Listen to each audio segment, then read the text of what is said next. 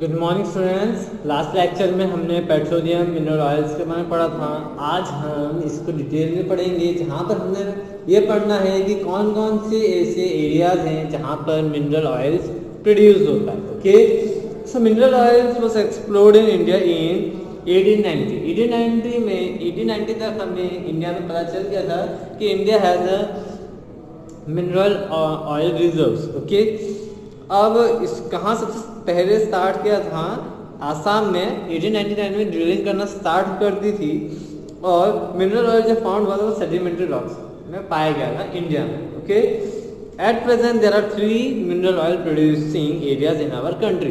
Eight present अगर देखा जाए तो हमारे कंट्री में 3 एरियाज है जहाँ पर मिनरल ऑयल पाया जाता है। The first one is the Assam oil fields. ये वन ऑफ द मोस्ट या फिर ओल्डेस्ट मिनरल ऑयल फील्ड्स है ओके इंडिया की, क्योंकि सबसे पहले यही मिनरल ऑयल फाउंड हुआ था। ओके, यहाँ पर दिग्बॉय ऑयल फील्ड है जो कि मेन ऑयल फील्ड मानी जाती है, क्योंकि यहाँ पे कम से कम 800 ऑयल वेल्स हैं, 800 तेल के कुएं हैं। Okay, the main oil producing areas in Surma valley of Assam are Badarpur, Masimpur and Pathari. Okay, main जो एरियाज है सुरमा वैलीज है, बदरपुर, मासिमपुर, पाठारी में है। फिर Nahargarh oil field located on the bank of Diyang river. Diyang नाम की एक रिवर है जहाँ पर नाहर काटिया ऑयल फील्ड है जो कि दियांग रिवर के किनारे पे बसी हुई है। फिर हजारीजान मोरान ऑयल फील्ड जो कि 40 किलोमीटर तक लोकेटेड है south west of Naharkatia. Naharkatia से 40 किलोमीटर साउथ वेस्ट डायरेक्शन में आपको हजारीजान मोरान ऑयल फील्ड्स मिल जाएंगे। ओके, इसके साथ साथ नेचुरल गैस भी यहाँ पर अवेलेबल है, natural gases. Okay, about 50 lakh ton of mineral oil is produce from Assam every year. Production of mineral oil from Assam oil fields are 50 lakh ton, जो कि काफी ज्यादा है। Okay, Gujarat oil fields, the oil belt in Gujarat extends from Gujarat to Rajkot. Okay, यहाँ जो oil belt है वो गुजरात से लेकर तो राजकोट, वडोदरा, भारूच, सूरत, खेड़ा एंड महसाना इन डिस्ट्रिक्ट्स तक फैला हुआ है। Maximum oil is extracted from Ankleshwar in Gujarat. सबसे ज्यादा गुजरात में कहाँ से ऑयल एक्सट्रैक्ट किया जाता है? अंकलेश्वर से। Oil field near gulf of Cambay is known as Lunej. जो गल्फ ऑफ कैम्बे है वो लुनेज बोला जाता है। Kalol near Ahmedabad is major producer. Gujarat producers about 50 lakh tons of mineral oil every year. Gujarat also produces same amount of mineral oil as the Assam oil field produces. यहाँ पर 50 lakh tons of mineral oil produce किया जाता है। इसके साथ साथ ऑफशोर एरियाज मतलब कि जो समुद्र के किनारे वाले एरियाज हैं, तो उसमें आप सबसे ज़्यादा तो फेमस है बॉम्बे है। इसको हम बॉम्बे हाई भी बोला जाता है, जो कि अरेबियन सी जो हमारा मुंबई है वो वहीं लोकेटेड है। Okay, so it is 176 kilometres north west of Mumbai. 176 kilometres north west direction of Mumbai में सिचुएटेड है। यहाँ पे about 200 lakh tons of mineral oil produce every year from here. Okay, 200 lakh ton, 200 lakh ton of mineral oil produce किया जाता है। Other major offshore oil producing areas are basin, Cambay basin, Kaveri basin and Godavari basins. इनके अलावा Kaveri basins, Cambay basins जो कि इन समुद्र के आसपास का ये इलाका है वहीं पर ही पाया जाता है। ओके, पास में एक छोटा सा बॉक्स है ओके, जहाँ पे डिटेल दे रखा है कि और कौन कौन से जगहों पर ऑयल रिफाइनरीज हैं इंडिया में। ओके, जिसमें दिग्बॉय है, Visakhapatnam, बौरानी, कोयाली, Haldia, Mathura and there are almost 18 oil refineries in India. Oil reserves and production. Oil production in India is very less than its requirement. जितनी हमें रिक्वायरमेंट है उससे कम प्रोडक्शन इंडिया में होता है। Since we are progressing और हमारी पॉपुलेशन बढ़ती जा रही है तो व्हीकल्स भी बढ़ते जा रहे हैं, प्रोडक्शन पॉपुलेशन बढ़ रही है तो व्हीकल्स बढ़ रहे हैं, तो ऑब्वियसली बात है मिनरल ऑयल की जो क्वांटिटी हमें चाहिए वो इतना इंडिया प्रोड्यूस नहीं कर पा रहा है। ओके, और कंटिन्यूस प्रोग्रेस भी हो रहा है इंडिया में। Okay, but only 30% total requirement is fulfilled by the domestic production. केवल 30% रिक्वायरमेंट ही फुलफिलमेंट होता है जो हमारे डोमेस्टिक, जो हम हमारे देश में जितना मिनरल ऑयल प्रोड्यूस होता है उसमें से हम 30% रिक्वायरमेंट ही अपनी फुलफिल कर सकते हैं। बाकी जितनी भी रिक्वायरमेंट होती है वो हम अदर कंट्रीज से एक्सपोर्ट करवाते हैं, मतलब अदर कंट्रीज से हम इम्पोर्ट करवाते हैं अपनी कंट्रीज में और हम उसको यूज़ करते हैं। अब according to international geological survey 620 crore tons of oil reserves are available in India. अब जियोलॉजिकल सर्वे किया गया था तब उसमें ये पाया गया था कि अभी भी हमारे पास 620 crore tons of oil reserves available है। ओके, ऑयल रिफाइनरीज, जैसे कि अभी थोड़ी देर पहले मैंने कहा छोटा सा बॉक्स दे रखा है जिसमें हम 18 ऑयल रिफाइनरीज हैं, तो वहाँ पे क्या होता है, वहाँ पे ऑयल रिफाइन होता है। Okay, Digboi refinery was the only refinery in India before independence. अगर हम देश की आज़ादी से पहले की बात करें तो सिर्फ डिगबई एक जगह थी जहाँ पे ऑयल रिफाइन किया जाता था।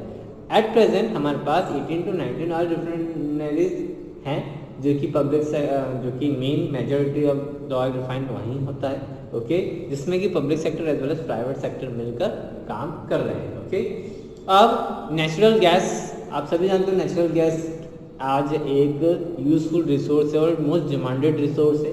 ओके, क्योंकि इसका प्रोडक्शन और डिस्ट्रीब्यूशन है वो बहुत इजी है, एक्सपेंसिव कम है और स्पेस भी कम घेरती है इन टर्म्स ऑफ स्टोरेज। इसके साथ साथ ऑर्डरलेस है, स्मोकलेस है, मतलब जब पॉल्यूशन है वो कम होता है। ओके, इसलिए इसको बेस्ट फ्यूल माना जा रहा है। बहुत सारे सिटीज़ में तो इम्प्लीमेंट भी कर दिया, लाइक CNGs है भी। ओके, कि वहाँ पे CNGs का उपयोग ज़्यादा किया जाए या पब्लिक ट्रांसपोर्टेशन पूरा CNG से कर दिया गया, यही मेन रीजन है। इसके साथ साथ ना ज़्यादा धुआं बनाते हैं, ना ज़्यादा इससे राख बनती है, तो कहीं ना कहीं लेस पॉल्यूटिंग है या फिर इको फ्रेंडली हम बोल सकते हैं। It is combustible in its natural form. ये जलती है तो नेचुरल फॉर्म में ही जलती है। Okay, apart from its uses in the house as source of energy, it is also used in petrochemical industries and industries producing fertilizers and electricity। इसके साथ साथ ऐसी इंडस्ट्री जहाँ पे फर्टिलाइजर्स या फिर इलेक्ट्रिसिटी प्रोड्यूस होती है वहाँ पर भी इसका यूज़ किया जाता है। घरों में तो एज ए डोमेस्टिक यूज़ हम कर ही रहे हैं, व्हीकल्स में भी कर रहे हैं आजकल। 60% of it is use in fertiliser industries. 60% production जो गैस का होता है वो फर्टिलाइजर इंडस्ट्री में यूज़ किया जाता है। 20% इलेक्ट्रिसिटी प्रोड्यूस करने में किया जाता है और 15% जो यूज़ होता है वो हम इंटरनल यूज़ में हम कर लेते हैं, डोमेस्टिक यूजेस, और 5% जो अदर एक्टिविटीज़ है, मिसलेनियस एक्टिविटीज़ में यूज़ किया जाता है। यानी कि व्हीकल्स में अगर देखा जाए तो कम यूज़ होता है ना इन द मोर, अब जब व्हीकल्स में जब फ्यूल तो कम प्रोडक्शन कम यूज़ हो रहा है। ओके,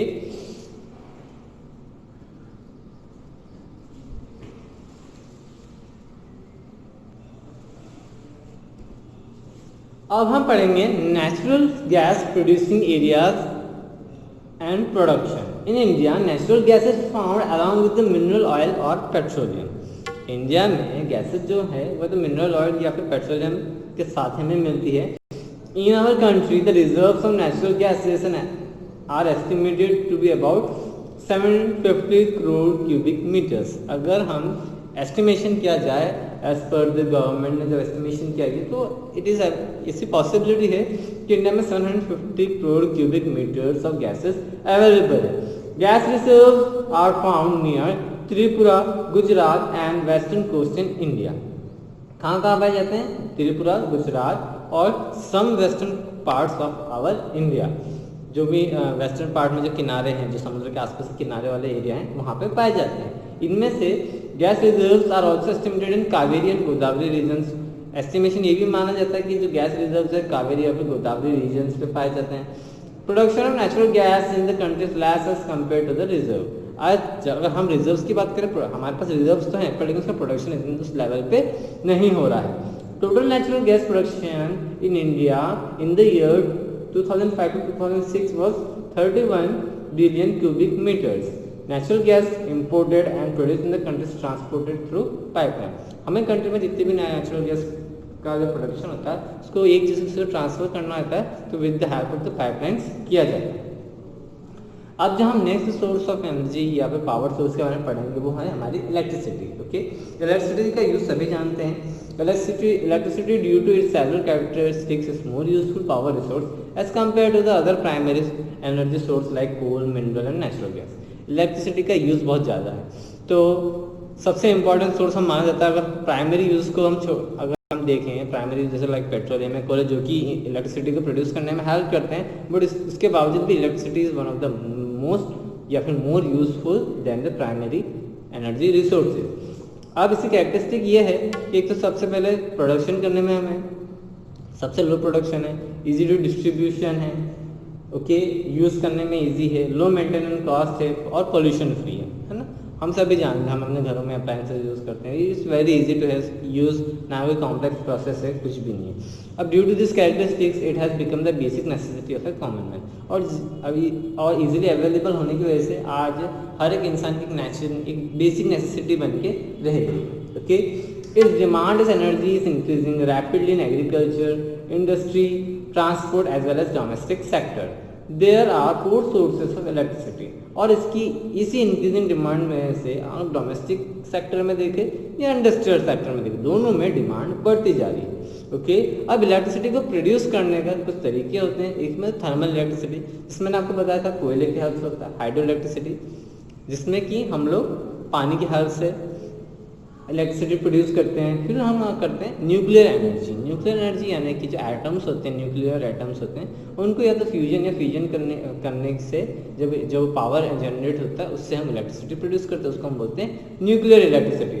फिर होता है gas and mineral oil electricity. ये गैस और मिनरल ऑयल की हेल्प से जब हम इलेक्ट्रिसिटी प्रोड्यूस करते हैं उसको हम बोलते हैं gas and mineral oil electricity. Apart from this, electricity is also generated from solar energy, biogas, sea waves and geothermal energy, है ना। It is one of the most अब जो वाइडली यूज हो रहा है इन द रूरल एरिया, जहाँ पे agriculture areas हैं, वहाँ पर फार्मर्स को गवर्नमेंट्स मोटिवेट कर रही है कि सोलर एनर्जी यूज़ कर सके। इसके अलावा बायोगैस एनर्जी हो गया, जो सी वेव से जो करंट्स जनरेट होते हैं उससे भी इलेक्ट्रिसिटी बना रहे हैं, जिसको कि हम बोलते हैं टाइडल एनर्जी। जो सी के वेव्स से जो एनर्जी या करंट जनरेट होते हैं उसी को हम बोलते हैं टाइडल एनर्जी। ओके, और जियोथर्मल एनर्जी जो कि अर्थ के इंटीरियर में जो एनर्जी पजेस करके रखी हुई अर्थ ने, उससे भी हम इलेक्ट्रिसिटी प्रोड्यूस कर सकते हैं। बट लेकिन जियोथर्मल एनर्जी के लिए अभी हमारे पास टेक्नोलॉजी नहीं है जिससे कि हम उस एनर्जी को हार्नेस कर पाए। Okay, from commercial point of view, generation of thermal electricity, hydroelectric power and nuclear electricity has increased in India। अब कमर्शियल पर्पस यानी कि जब इलेक्ट्रिसिटी को हम कमर्शियल यूज़ कर रहे हैं इंडस्ट्रीज़ में या घरों में, जो हमारे पास इलेक्ट्रिसिटी आ रही है वो हम कहाँ से प्रोड्यूस कर पा रहे हैं? हमारे इंडिया में अभी थर्मल इलेक्ट्रिसिटी यानी थर्मल पावर प्लांट के through, hydro electric power plant के through and nuclear power plant के through. Okay, these sources contribute about 82.14% and 4% respectively in the generation of electricity.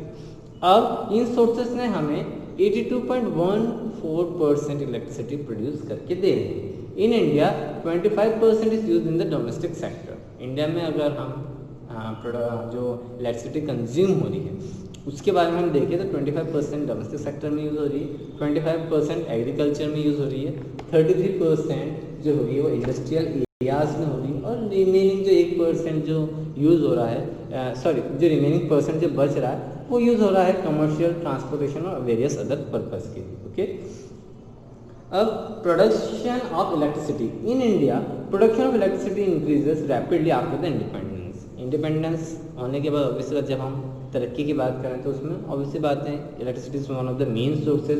तो इंडिपेंडेंस के बाद इलेक्ट्रिसिटी जो यूज़ करना हो गया वो रैपिडली बढ़ता गया। ओके, कोल और natural gases were mainly used in the generation of the thermal electricity। earlier जब हमारे पास हाइड्रो इलेक्ट्रिसिटी प्लांट नहीं थे, न्यूक्लियर पावर प्लांट नहीं थे, तब हम कोल और नेचुरल गैस की हेल्प से, थर्मल पावर प्लांट्स की हेल्प से ही हम इलेक्ट्रिसिटी प्रोड्यूस करते आ रहे थे।